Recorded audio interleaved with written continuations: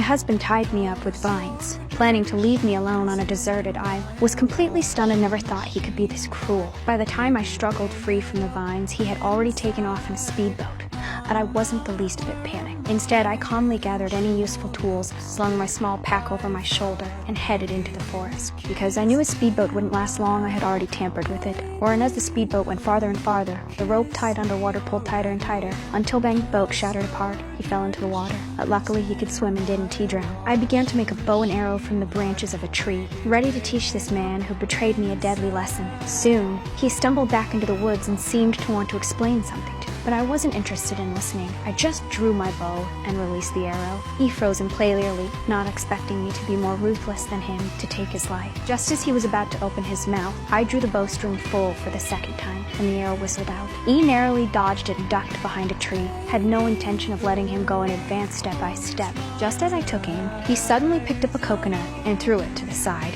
Instinctively, shot the coconut with an arrow. By the time I reacted, he had already taken the opportunity to escape, was in hot pursuit, and once again drew my bow and shot the fatal arrow.